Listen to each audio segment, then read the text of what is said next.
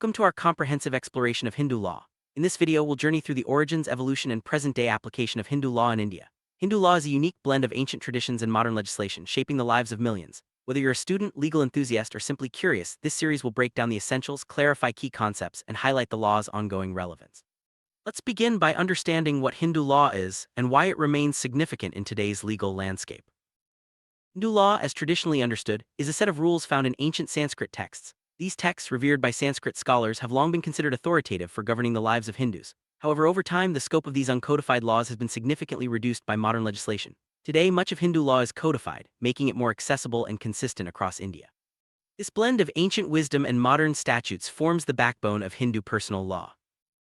A major portion of Hindu law today is found in four key acts: the Hindu Marriage Act of 1955, the Hindu Minority and Guardianship Act of 1956, the Hindu Succession Act of 1956, and the Hindu Adoptions and Maintenance Act of 1956.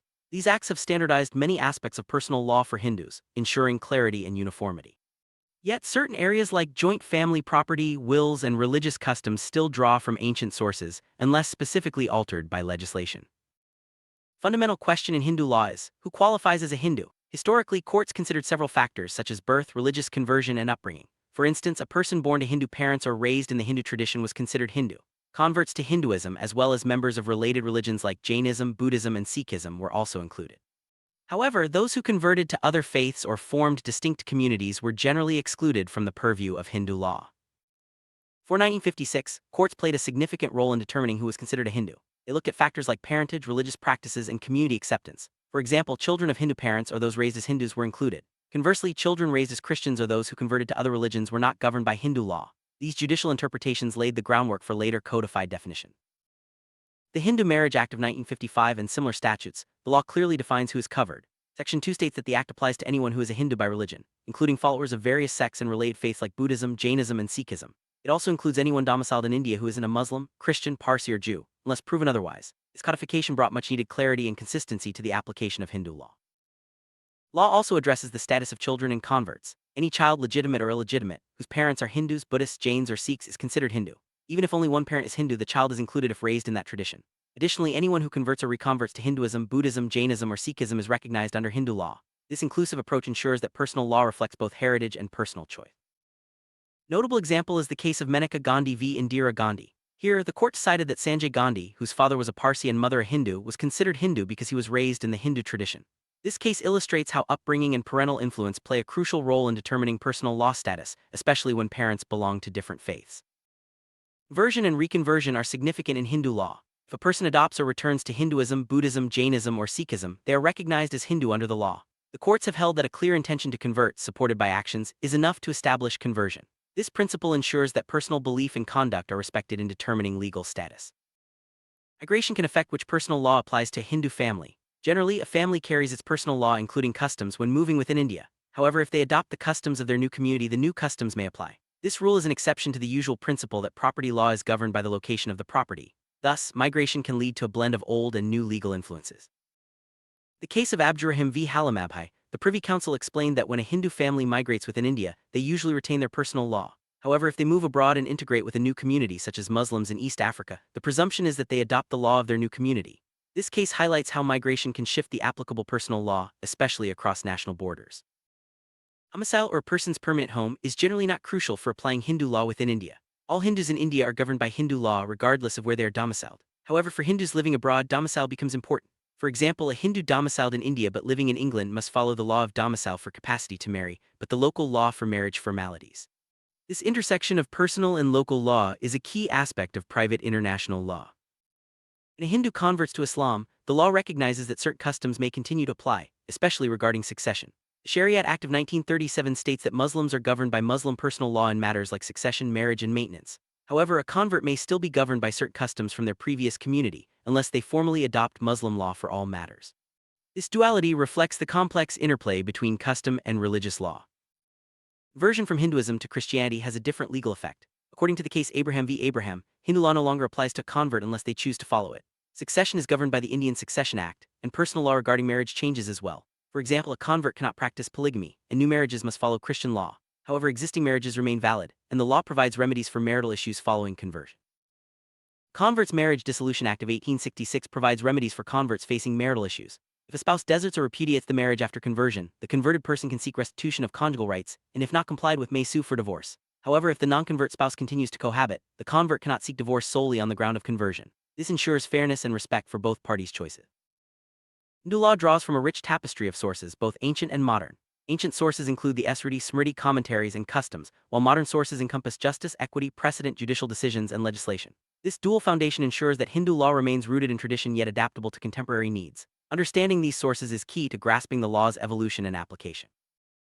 Sruti, meaning that which is heard, is considered the most authoritative source of Hindu law. It includes the 4 Vedas, 6 Vedangas, and 18 Upanishads. These texts are believed to be divine revelations forming the spiritual and ethical foundation of Hindu law. While primarily religious, their influence extends to legal and social norms, shaping the earliest rules governing Hindu society.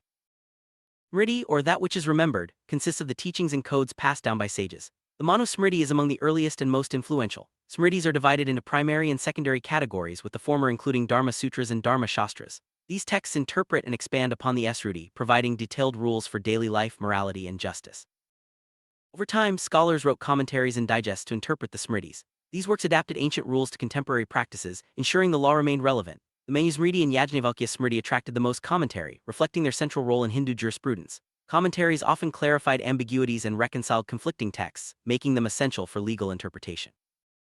Customs have always played a vital role in Hindu law. A custom is a habitual practice observed by a community, often overriding written texts if there's a conflict. Customs can be local, class-based, or family-specific. For a custom to be valid, it must be ancient, certain, reasonable, continuous, and not opposed to public policy or law. Courts have sometimes refused to recognize customs that violate these principles.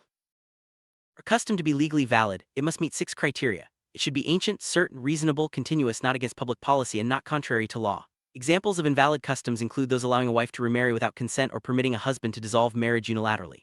The burden of proving a custom lies on the person asserting it, while discontinuance must be proven by the opposing party. When ancient texts are silent or conflicting, courts apply principles of justice, equity, and good conscience. This approach ensures fairness and adaptability in the absence of clear rules. The Supreme Court has affirmed that, lacking clear shastric guidance, judges can decide cases based on these principles, blending tradition with contemporary values. Precedent or case law is a major modern source of Hindu law. Important principles and rules are now embodied in judicial decisions, reducing the need to consult ancient texts. Precedent also allows for the evolution of law, as courts interpret, modify, or introduce new doctrines to address contemporary issues. This dynamic process keeps Hindu law relevant and responsive. Judicial decisions are often treated as a source of law in Hindu jurisprudence. Most important points of Hindu law are now found in law reports, sometimes even superseding ancient commentaries. However, judges are expected to apply law as derived from recognized sources, unless altered by custom or statute, ensuring consistency and respect for tradition. Legislation has become a crucial modern source of Hindu law. Since British rule, numerous enactments have codified, modified, or abrogated ancient rules. The most significant changes came with the Acts of 1955 and 1956, which standardized marriage, succession, guardianship, and adoption. Amendments, such as the 1976 introduction of divorce by mutual consent, reflect the law's ongoing evolution.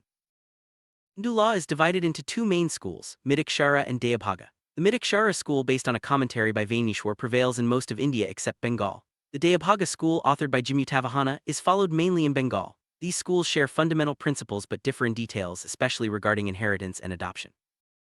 Mitakshara School is the orthodox branch of Hindu law, covering most of India except Bengal. It is a commentary on the Yajnavalkya Smriti and is further divided into 4 subschools: Benares, Mithila, Dravida, Madras, and Maharashtra, Bombay. Each subschool has its own authorities and regional practices, but all share the core principles of Mitakshara jurisprudence.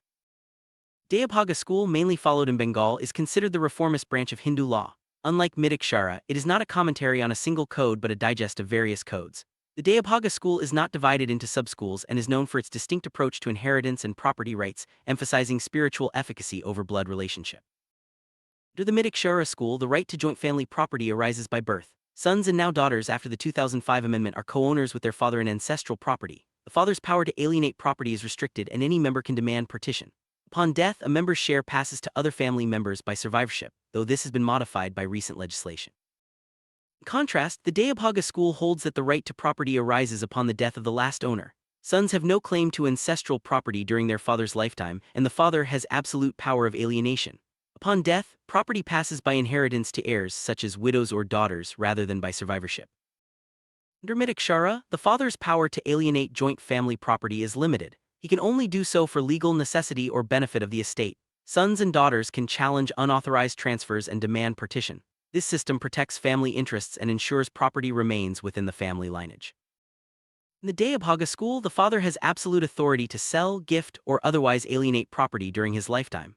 Sons cannot demand partition or challenge the father's decisions. This approach grants greater individual autonomy but reduces the collective rights of family members compared to Mitakshara. Inheritance under Mitakshara is based on consanguinity or blood relationship. Agnates, relatives through males, are preferred over cognates who are related through females. The principle of survivorship means that property remains within the male lineage, though recent amendments have expanded rights for daughters. Dayabhaga bases inheritance on spiritual efficacy, meaning the ability to perform religious rites for the deceased. Some cognates, like a sister's son, may be preferred over agnates. Property passes by inheritance rather than survivorship, allowing for a broader distribution among heirs, including women. Doctrine of factum valet, meaning a fact cannot be altered by 100 texts, is recognized to a limited extent in Mitakshara but fully in Dayabhaga. This doctrine validates acts that have already occurred even if they contradict written law, provided they meet certain conditions. It reflects the practical approach of Dayabhaga to legal realities. The concept of sapinda is central to inheritance rules. In Mitakshara, sapinda refers to those related by particles of one body, emphasizing blood ties. This definition shapes the rules for who can inherit property and perform religious rites, reinforcing the importance of lineage and family connections. Dayabhaga interprets sapinda as those who offer pinda, balls of rice, to the deceased. This spiritual connection, rather than strict blood relationship, determines inheritance rights. The difference in sapinda definitions leads to distinct rules in the two schools, especially regarding who is eligible to inherit. Mitakshara is further divided into 4 subschools: Benares, Mithila, Dravida, Madras, and Maharashtra, Bombay. Each subschool has its own authorities and regional practices, reflecting the diversity of Hindu society. While the core principles remain the same, details may vary, especially in matters like adoption and inheritance. The Benares School, a subdivision of Mitakshara, prevails in northern and northwestern India, except rural Punjab. Its main authorities are the Vermitradava and the Nirmava Sindhu. The school's interpretations influence legal practices in these regions, particularly regarding inheritance and family law. The Mithila School is followed mainly in Bihar. Its principal authorities include the Vivada Chintamani and the Vivada Ratnakara. This subschool has unique interpretations, especially in adoption and inheritance, reflecting the customs and traditions of the region. The Dravida or Madras School is prevalent in southern India. Its main authorities are the Smriti Chandrika and the Parashara Madhaviya. This subschool adapts Mitakshara principles to southern customs, particularly in matters of adoption and property rights. The Maharashtra or Bombay School prevails in western India. Its main authorities are the Veramitradava and the Nirmava Sindhu. This subschool reflects the legal traditions and practices of Maharashtra, with particular emphasis on family law and inheritance. Unlike Mitakshara, the Dayabhaga School is not divided into subschools. It is a unified system followed mainly in Bengal, with a consistent approach to inheritance and property rights. This simplicity has contributed to its reputation as a reformist and accessible branch of Hindu law. Main differences between Mitakshara and Dayabhaga schools revolve around property rights, inheritance, and the definition of sapinda. Mitakshara emphasizes birthright and survivorship, while Dayabhaga focuses on inheritance by death and spiritual efficacy. These distinctions have shaped regional legal practices and continue to influence Hindu law today. Hindu law is a living tradition, blending ancient wisdom with modern reforms. Its sources, schools, and evolving statutes reflect the dynamic nature of Indian society. By understanding its foundations and ongoing changes, we gain insight into how law adapts to cultural, social, and legal needs. Thank you for joining us on this journey through Hindu law. Stay tuned for more in-depth explorations of legal traditions and their impact on society.